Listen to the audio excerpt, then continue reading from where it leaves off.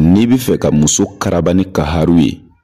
mina dalu di ma n'i y'a kɛ diɲɛ muso o muso la n kalina Ala bonya na o muso kelen o tɛ se ka jɔ o tɛ se ka sigi n'a ɲɛ ma da e kan wallahi billahi n kalina Ala la n'i ye nin kɛ diɲɛ muso o muso la hali ni diɲɛ bɛɛ bana Ala bi sɔn muso kelen bi sigi kun a kɔrɔbɔ dɔrɔn n'i ye min yala a fɔ garibukɛ ye n terikɛ nɛgɛwala ɲini sisan i ka haru ci nɛgɛwala kan i ka kɔnɔ bonya i ka muso tɔgɔ don a kɔnɔ i ka tasuma ɲini k'a kɛ furunɛ kɔnɔ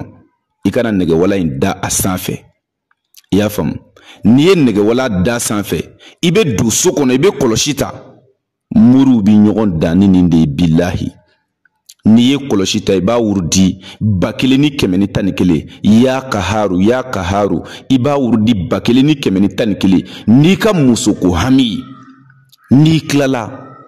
kalanden jole dɔ wele o ka kaharu sɛbɛ i ye 111 i k'i tɔgɔ ni muso tɔgɔ don kɔnɔ k'a ɲɛsin ɲɔgɔn ma i ka timitimini ɲini i k'o nasi la e ka to k'o nasi mun kalina Ala la n'i ye nin kɛ diɲɛ muso o muso la o muso kelen hali ni diɲɛ bɛɛ bana o bɛ sigi kun a kɔrɔbɔ n'i ye min y'a la fɔ garibukɛ ye i y'a faamu o tɛmɛnen kɔfɛ maa min bɛ fɛ ka nafolo sɔrɔ sisan e bɛ fɛ ka nafolo yɛrɛ sɔrɔ ni Ala tɔgɔ jɛlen conséquence tɛ min na ka nafolo sɔrɔ karabali la kun faya kununa ni Ala ka kuranɛ jɛlen sura 1 pe n b'a d'i ma ni diɲɛ cɛ o cɛ y'a kɛ Ala bɛ nafolo d'i ma o ye jumɛn ye suratul waqi'a a saraka ye sɛ jɛma den 3 de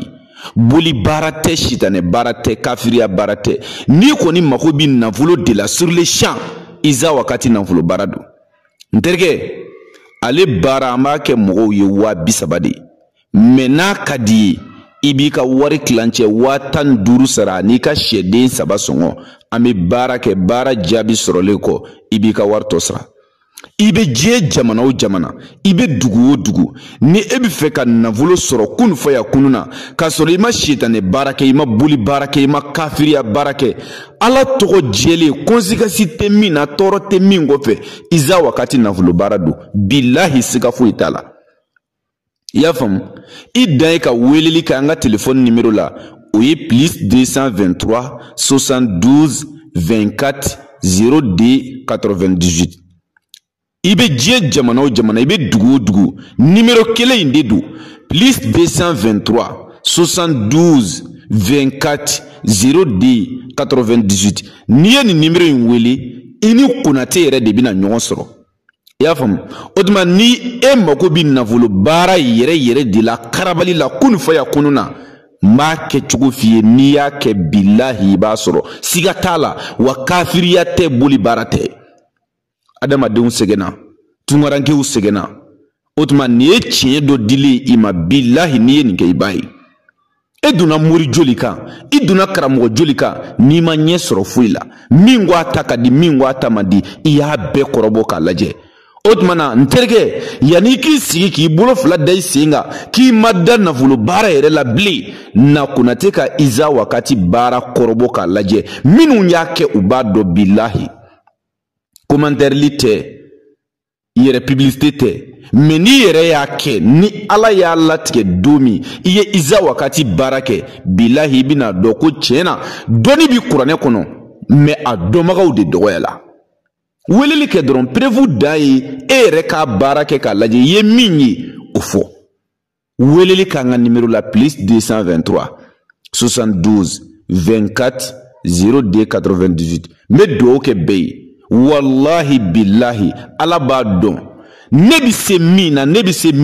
ne bi kuma o de kan nka wallahi ne ti fɛn o fɛn dɔn ne dati don a la ne ti se fɛn o fɛn na ne dati don a la Ala k'an kisi o ma o la an b'a fɔ rabbana atina fi dunya hasana wa fil akhirati hasanatan wa qina azaban nar rabbana la tuzigh qulubana ba'da idh hadaytana wa hab lana min ladunka rahmatan innaka antal wahhab ربنا إنك جامع الناس ليوم لا ريب فيه إن الله لا يخلف الميعاد سبحان ربك رب العزة أما يصفون والسلام على المرسلين والحمد لله رب العالمين. غدو بي لمبابي ملكون